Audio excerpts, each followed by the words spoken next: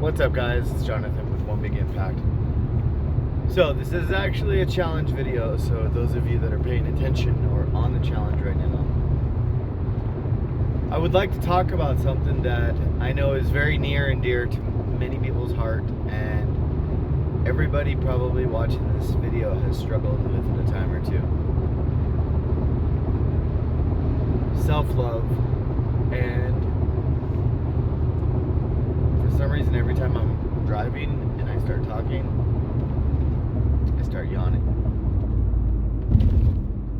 I don't want to just talk about self-love. I want to talk more importantly about loving yourself no matter where you're at on your journey. I think this is a part of weight loss or getting healthy or whatever it may be that really kind of just gets forgotten about for the most part. And I know if I go through a cycle of where I'm gaining weight, you sprinkle on a little mental health or a little mental illness, and sprinkle on a little more stress, sprinkle on a little bit of guilt, sprinkle on a little bit of emotional stress from life, kids, relationships, not being happy with yourself anymore.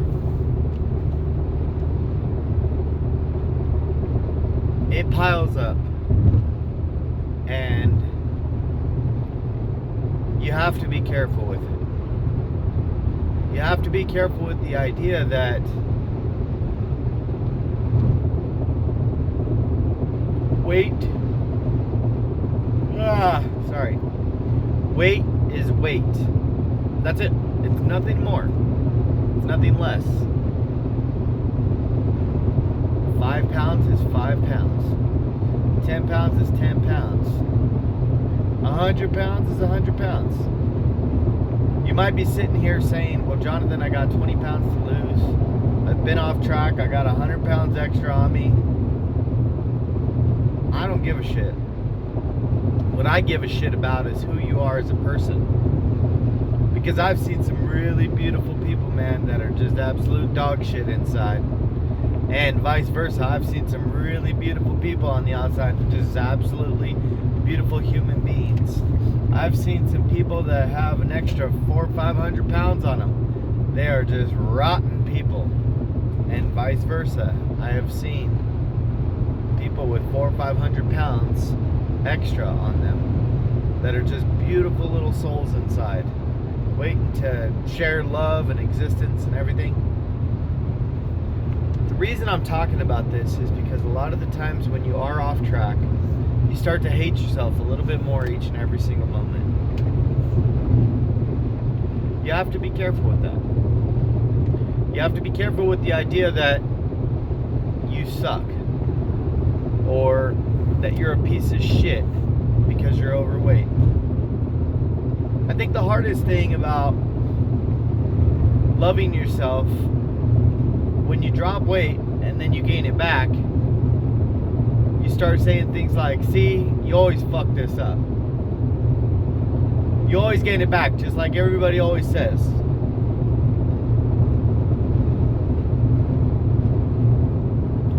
I think the most important thing that you need to gain from this whole cycle, if it's a cycle, is that you don't quit. You're a fighter. Fuck what people say. If people say you're just gonna gain the weight back, fuck them. Guess what? They never lost it. You did. So what? You gained it back. You're human. Whatever. Who cares? If you're following an exercise plan and you're on a meal plan and you're getting great results right now, that's awesome. And I'm proud of you. But I don't want you to think for a fucking split second that if you're off track and you're catastrophically gained a bunch of fucking weight back, that I think any less of you. I've struggled with weight my whole life. My whole life. People have commented, oh, you're so skinny. Oh, you're so fat. Oh, you're big bone. Oh, this. And it's like, shut the hell up. It drives you nuts. You're meant to be big, honey. No. Just be quiet. But what you are meant to be is happy. You know, somebody told me one time, if you smile, and the research says if you smile, even if you're sad, it does make you happy. It tricks your brain into thinking you're happy, which is great. That was a fake ass smile right there. Did you see that? No, it wasn't a fake ass smile. But you can fake smile into feeling good. I used to say a lot of the times that food was not an addiction and blah, blah, blah. And when I said that, there's a caveat to it. I'm not saying that food's not an addiction, but what I'm saying is it's the way you word things that are dangerous. If you're a meth addict and you say, and you've been clean 10 years and you say, I'm a meth addict, to me, in my mind, that says it's okay to go do meth anytime. Okay, maybe you're addicted to food. Well, fuck, we all are. We all have to eat to stay alive, right? I like to say maybe you have an unhealthy relationship with a certain type of foods, whether it's rice and beans or Mexican food or carne asada or Filibertos, or it could be Chinese food, or it could be Panda Express, it could be donuts, it could be sweets, it could be savory foods, it could be whatever. Anything that you crazy eat in excess, I think is what you need to think about. Like, okay, yo, this is a little out of control. I think I need to fix this. So, unhealthy relationship means you can make it a healthier relationship.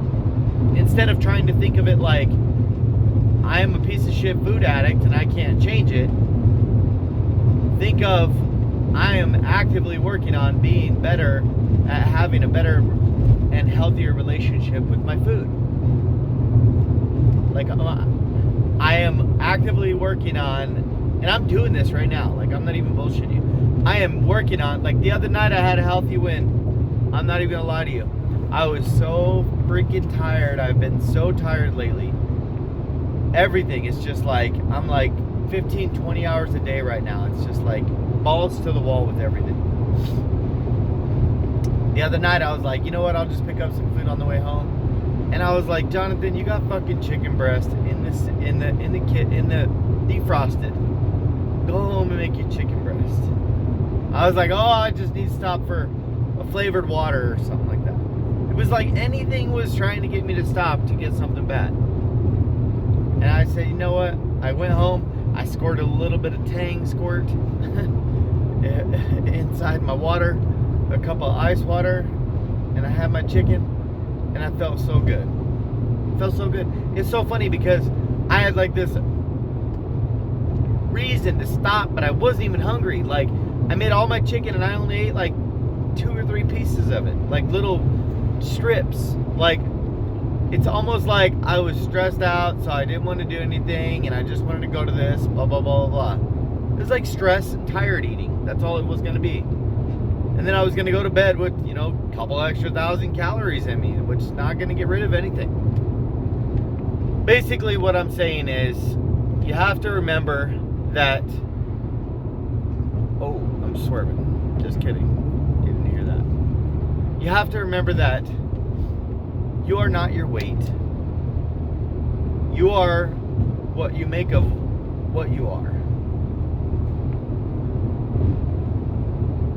I think the most important thing is to look in your life and say,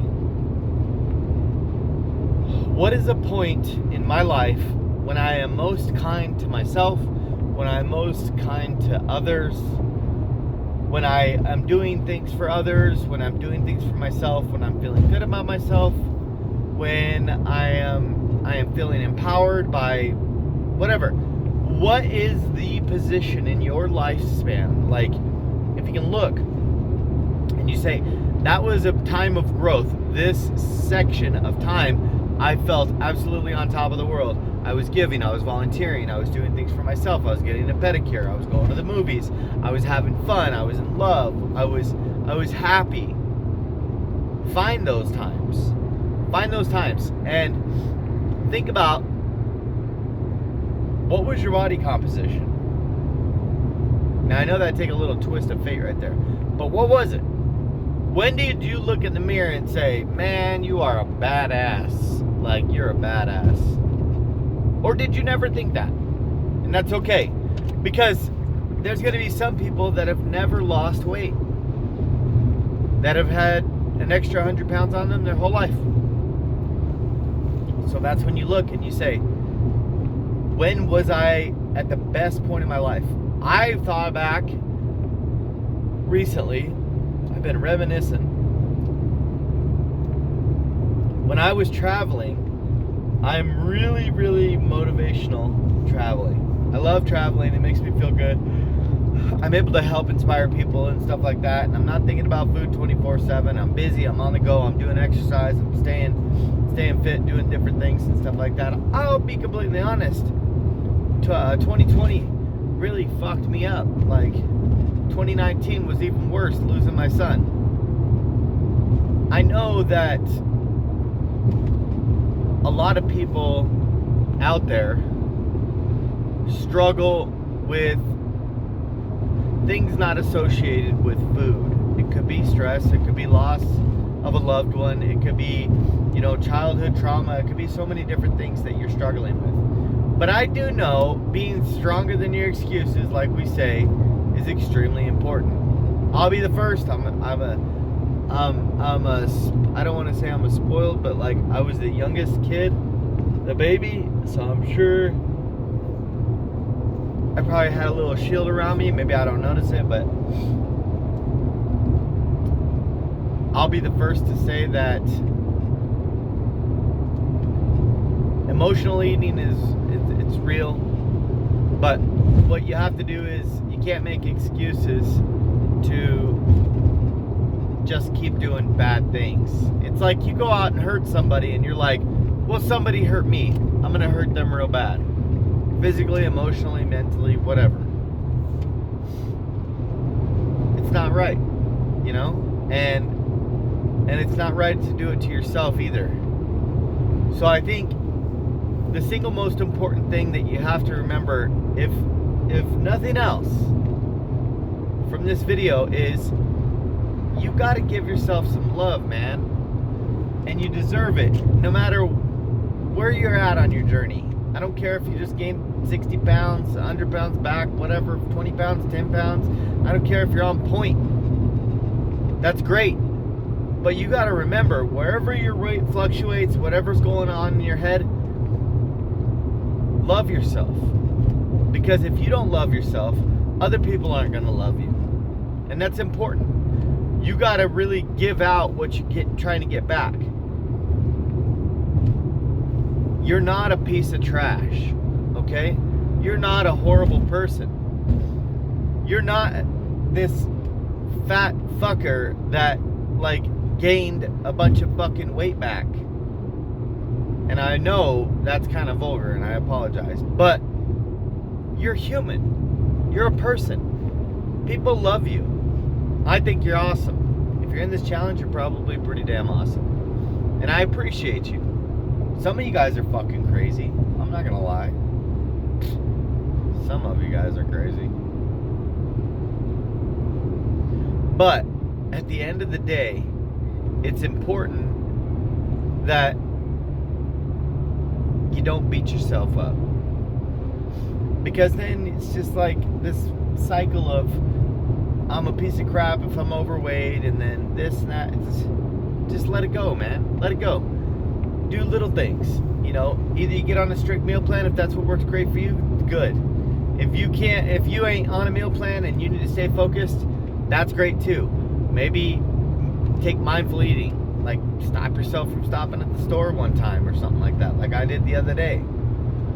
Somebody told me recently, try not to get the ands. If you're gonna get food, Like, say you go to Panda, you get like a meal and other things, like a side and stuff like that. Cut out those ands.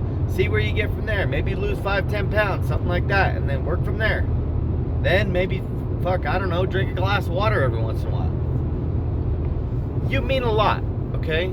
You got kids, relatives, and even if you don't got anybody, you gotta love yourself enough to care about yourself.